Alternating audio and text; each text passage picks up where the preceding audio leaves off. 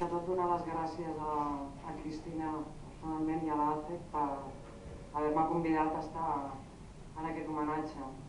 Com bé ha dit l'Arturo Salcedo, jo vaig ser alumne de Cristina, per tant us podeu imaginar com em resulta d'emocionant poder estar aquí avui parlant i tenint el debat. A mí me toca hablar de narrativa y como soy la última probablemente algunas cosas ya se habrán dicho, pero os puedo asegurar que en mi lectura no aparece la frase cada vez que leo a Cristina Pellicosi. Tengo ganas de hacer el amor, aunque confieso que me ha ocurrido. He puesto un titulito que es Peligrosa rebeldía en la narrativa de Cristina Pellicosi, que no Peligrosi, pero estaba a punto. O sea, es que me ha parecido que el escenario no era adecuado para soltarlo así. Peligrosa rebeldía en la narrativa de Cristina Pellicosi. En una libreta de espiral y cuadrícula que todavía conservo están los apuntes del primer taller que hice como pupila de Cristina Pellicosi. Me costó sudor y lágrimas encontrarla, la libreta, se entiende. Lágrimas porque rebuscando en el pasado suelen aparecer vivencias olvidadas o solo aparcadas que no siempre apetece rememorar. Pero el recuerdo de Cristina durante aquellos años es nítido, grato y algo más que entrañable. Es el recuerdo de una pipiola que miraba con admiración a un modelo a seguir, a una referente.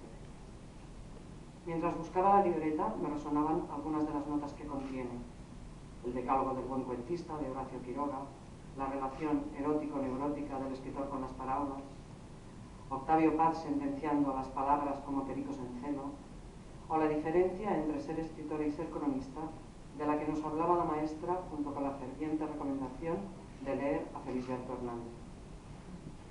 No hay fechas, por lo que debo recurrir a una memoria muy precaria para situar la historia. Casa de América, años 80, muy a finales. Entonces era ya el Institut Català de Cooperació Iberoamericana, y mis archivos RAM la sitúan, sin mucha certeza, en la calle Londres. La sala llena a rebosar. Cristina Pellicosi daba un taller de escritura. No sé ni dónde ni cómo me enteré, pero tenía que estar ahí, escuchar a la escritora que nos había cautivado, escucharla y verla de cerca. Decían que era muy atractiva. Con una mochila de esperanza, cuando uno va a conocer a su guía, confía siempre que se le pegará algo de su talento, me dirigí a escuchar a aquella autora que no casaba con las modas y de la que el mismo Julio Cortázar había alabado la originalidad de sus historias, la destreza de su narrativa y la capacidad de seducción de su prosa. Originalidad sin límites, destreza insólita, poder de seducción más allá de la prosa, y aquella narrativa teñida de una poética casi hiriente. ¿Qué mano divina podía escribir con tanta magia? Y de repente estaba ahí, allí mismo, en un birlibirloque del destino que, digo yo, debía de estar escrito, entre escritoras que menos, diciendo que las palabras tenían aura, que establecen entre sí una relación lúdica, que hay que enfrentarse a ellas como si fuera la primera vez. La libreta de espiral lo confirma. Que no iba a ser un taller al uso más o menos se intuía, pero de eso al overbooking de público que se presentó para escucharla hay un abismo. Poca elaboración de taller se pudo hacer con tal masificación, calculo que habría unas 80 personas, tal vez más incluso. Así que un osado grupito le pedimos continuar recibiendo sus enseñanzas en petit comité, y lo más emocionante del caso es que ella aceptó. Conseguimos un aula, no sé dónde, pero cerca de la estación de Sants. Nos encontrábamos un día a la semana, el jueves creo, y tuvimos de compañeras nombres tan ilustres como Teresa Shaw y Laura Freixas. Eso a una pipiola le afecta mucho. En el cuaderno aparece anotado también uno de los ejercicios que nos mandó a hacer como deberes. La consigna era construir un relato en primera persona, creando un personaje, dice textualmente el apunte, que no tenga nada que ver con el narrador o narradora. Había que ponerse en la piel de alguien que no se asemejara a nosotras ni en la edad, ni en el sexo, ni en la condición social, la circunstancia o las ideas. Yo podría bailar ese sillón, dijo Isadora Duncan. Yo, cuando escribo, puedo ser un perro, dice Cristina. En su narrativa suele usar la primera persona como un instrumento para lograr la cercanía y la identificación. Creo, dice, que hay dos facultades específicas que hacen al buen escritor: su capacidad de ponerse en el lugar del otro, Madame Bovary soy yo, y su sensibilidad, su oído hacia la lengua en la que escribe. Pero esa identificación con el personaje crea, sin remedio, una situación esquizoide. Ella misma asegura, esta libertad de la escritura tiene a su vez un riesgo. Una juega permanentemente a sentir lo que otros sienten. Así, se queda instalada en tierra de nadie, en esa sutil frontera entre la realidad y la ficción, tan fina, tan frágil, tan fácil de traspasar. Y ese tener un pie aquí y otro allá le provoca a menudo desajustes en su vida cotidiana. Cuando está escribiendo una novela, necesita que alguien le recuerde las tareas domésticas, que la obligue a regresar al mundo real. Tienes que ir a comprar el pan, recoger la ropa de la lavandería, comer. ¿Ya comiste? Pregunta la voz de una Pepita Grilla, siempre atenta a su trastorno creativo. Se autodefine como una escritora precoz y lo ha sido en más de un sentido. Tengo siempre presente, y en varias ocasiones la he contado, la anécdota de aquella conversación con su abuelo en la que el anciano le argumentaba por qué no debía de hacerse escritora. Espero que la cuente ella y si no lo hace, amenazo con hacerlo al final. Aparece en su ensayo Cuando fumar era un placer, publicado en Lumen en 2003. Una niña frente a una biblioteca enorme, en la que entre más de 3.000 volúmenes solo aparecen 3 autoras, las 3 suicidas. Una niña que observa a una mujer sentada en un bar, con pantalones, un cigarrillo entre los dedos y un cuaderno en el que escribe. Cristina quería ser como ella, y ya ven, ha fumado como una carretera, ha escrito poesía aparte, 5 novelas, 3 libros de ensayo, una biografía nada al uso, como no podía ser menos tratándose de Julio Cortázar, artículos en número incalculable y 11 volúmenes de relatos recogidos en una antología que, a pesar de titularse Cuentos reunidos, no los reúne todos por una cuestión de espacio. Habrían sido más de 1.500 páginas. En definitiva, ha hecho de la escritura su casa y sí, lleva pantalones. Compromiso, exilio y pasión es un trípode sobre el que se apoya la narrativa de Cristina Peri Rossi. El compromiso que adoptaron los y las autoras de la generación del 60, marcado por estrategias literarias, recursos retóricos y un humor agudo y corrosivo que ponía en solfa las argucias del poder y resaltaba las debilidades del ser humano. No hay sintaxis inocente. Es una cita de Las Avenidas de la Lengua, un cuento del Museo de los Esfuerzos Inútiles. No hay sintaxis inocente.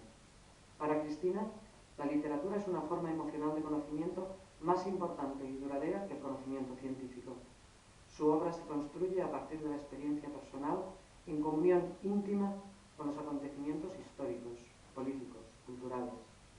Pero es al mismo tiempo una literatura que cuestiona lo real, sobrepasa el realismo representativo para explorar una realidad más extensa y más compleja en la que la fantasía funciona como un elemento subversivo, una forma de trascender a lo cotidiano. La literatura es un reloj que adelanta, dijo Kafka. La crítica ha visto en Cristina aún avanzado a su generación, un reloj que adelanta, hasta el punto de traspasar la temida línea de la premonición. Indagando en los acontecimientos de su país, la autora llega a predecir con una clarividencia aterradora algunos hechos de la crisis uruguaya. En su relato La rebelión de los niños, incluido en el volumen homónimo y publicado en Seix Barral en 1980 con una primera edición en Caracas de 1976, un niño describe su sospecha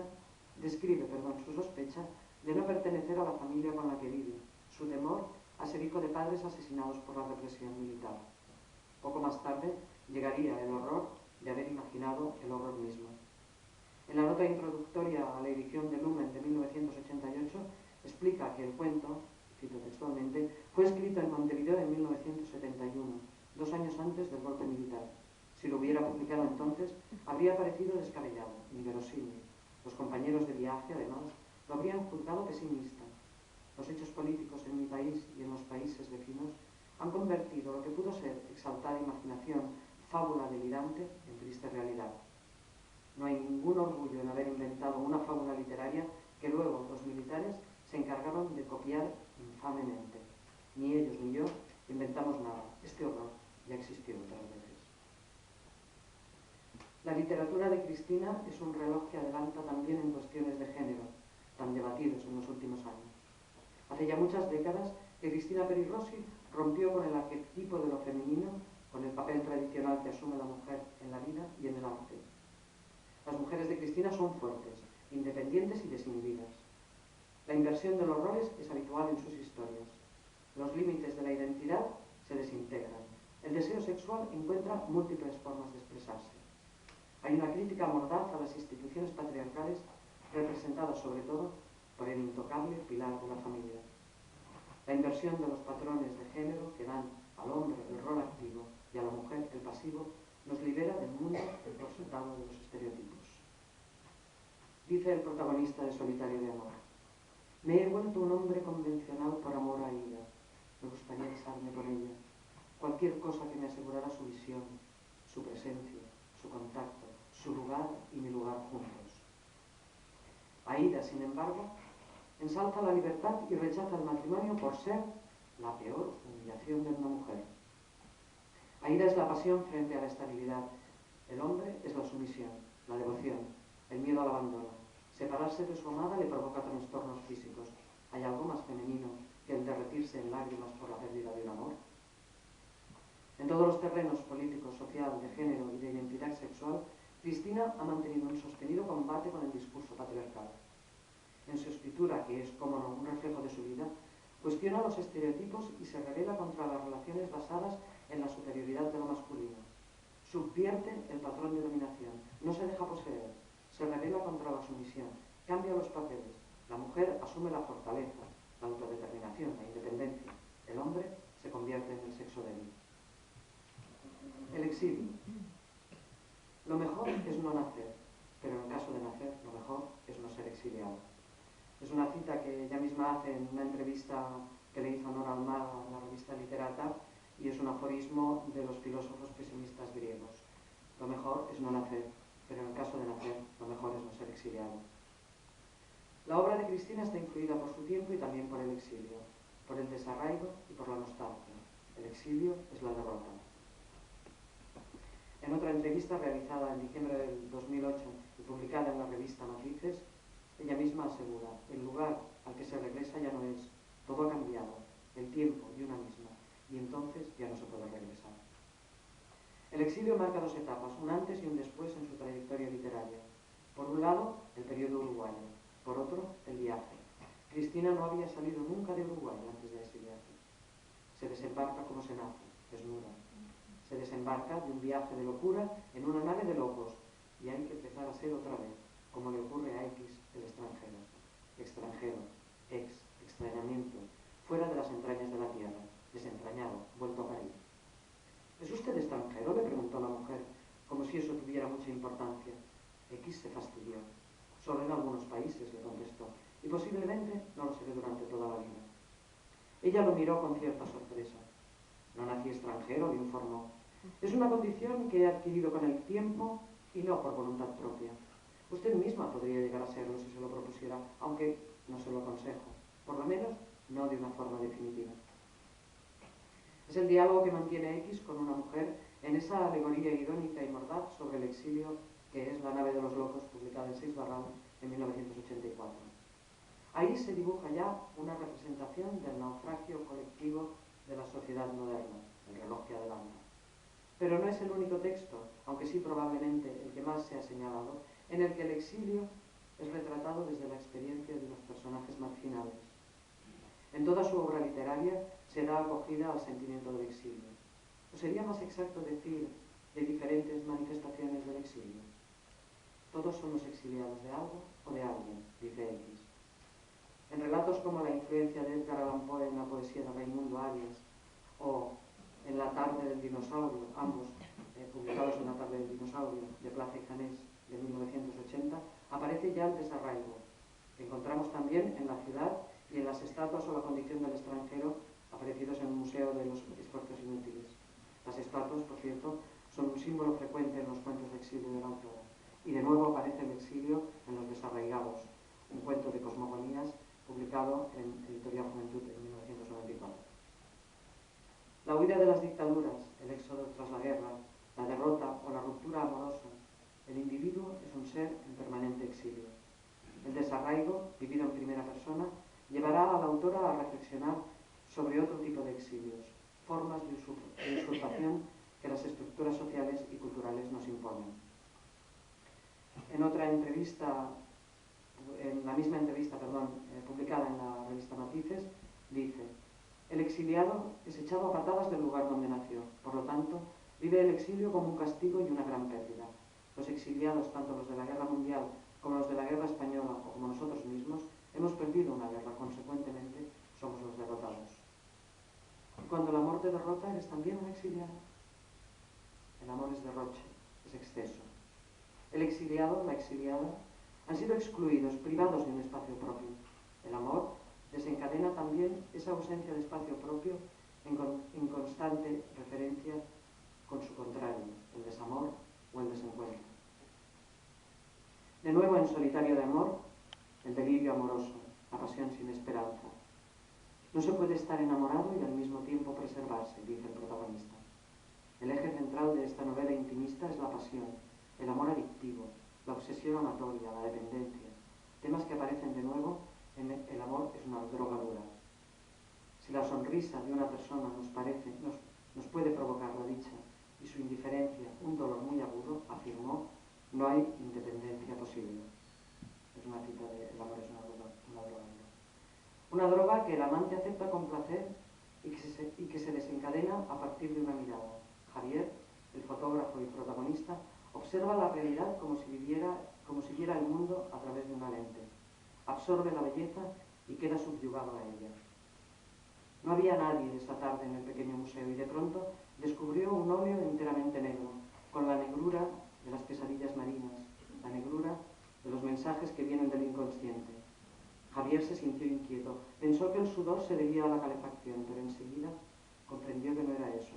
Había mirado El naufragio de Caspar David Friedrich como se mira una pesadilla familiar, algo que se ha visto ya en otra parte y se creía olvidado. El síndrome de Stendhal, el vértigo ante la belleza y la pasión por el arte, otra constante. La pasión. Quisiera ser la tela sobre tu cuerpo. Para Pelirossi, ahora es una cita de Leisbach Sánchez Fernández, que tiene una tesis doctoral de más de 600 páginas, titulada La narrativa de Cristina Pelirossi, dice: para Pelirossi la literatura es pasión, porque es arte, y el arte es puro goce. Es asimismo exorcismo, ya que nace de la locura y expresa las obsesiones y los deseos que angustian al ser humano. Pero ¿qué no es pasión para Cristina? ¿No ha sufrido en sus propias carnes el síndrome de Stendhal? ¿Acaso no le provoca la pintura esa alteración de los sentidos, ese vértigo descrito en los manuales cuando afronta la obra de arte? Nos lo confirma la presencia inquietante de Tamara de Lempicka en Solitario de amor, la oficina en Nueva York de Hooper como portada del Museo de los Esfuerzos Inútiles que ella misma eligió, la huella de Giorgio de Chirico, de Andy Warhol o de Tom Wesselmann en sus relatos. En otra entrevista concedida a Manuel Aro para la revista Entre Libros, dice: la pintura ha sido una gran fuente de inspiración para mí. He encontrado en algunos pintores como Cooper, como Richard Estes o Francis Bacon, algunos sentimientos y emociones como los míos.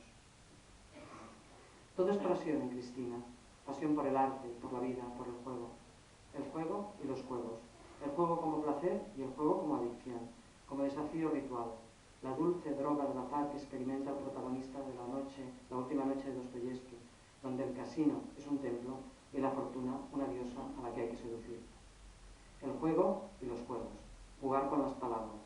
Los juegos de palabras, ha dicho en diversas entrevistas, proporcionan placer por el hecho de nombrar las cosas, es decir, ejercer la tarea adánica que equivale en cierto modo a recrear el entorno. El escritor entonces asume el papel de un mago y la literatura se vuelve magia al expresar el pacto sagrado con la palabra. Sí, lo constato, todo es pasión. Pasión, seducción, rebeldía. Regreso a aquel taller en Vaya usted a saber qué calle de Barcelona, en una sala abarrotada donde Cristina nos regaló su pasión por las palabras, nos inculcó el deseo de jugar con ellas, de hacer magia. Se escribe por amor, afirma, para dar testimonio y para prever el futuro. Se escribe para conservar en la memoria aquello que se ama y no se desea que se pierda en la corriente del tiempo. Escribo por amor, insiste, por amor a todo lo vivo y pasajero, a los seres que van y vienen. Escribo por amor a las palabras y a las sensaciones, a todo aquello que con el tiempo será mala memoria y fugacidad. Escribo para guardar y conservar el instante vanidoso y pasajero contra la muerte, y para inventar lo que no existe, razón suficiente para ser inventado, y testimoniar lo que existiendo pronto dejará de ser. Escribo porque el tiempo todo lo cambia. Escribo porque estoy momentáneamente viva, en tránsito, y no quiero olvidar aquella calle, un rostro que vi mientras caminaba, el horror frente a la injusticia, el odio frente a la opresión. Rebeldía que busca inquietarnos, ironía que subvierte las normas. Adentrarse en la narrativa de Cristina Peri Rossi equivale, como expresa de nuevo Leizac Sánchez Fernández en su tesis doctoral, y me remito a ella por la fuerza y la belleza de sus palabras, equivale a explorar terrenos extraños, resbaladizos e infinitos, donde arte y vida se mezclan de manera audaz e imaginativa para dar como resultado un rico entramado de referencias, símbolos y sonidos evocadores. Seducción, exilio, rebeldía, un viaje sin retorno, se escribe desde el olvido, todo es susceptible de ser contado. Hay un lugar del que Cristina Peri Rossi nunca se ha exiliado. Por fortuna, para quienes la hemos conocido, quienes la leemos, la seguimos, la escuchamos, su casa sigue siendo la escritura. Una escritura hecha de compromiso y de pasión, con compromiso y con pasión, llena de una rebeldía que pone el mundo patas arriba. ¿Será por eso que se la llama cariñosamente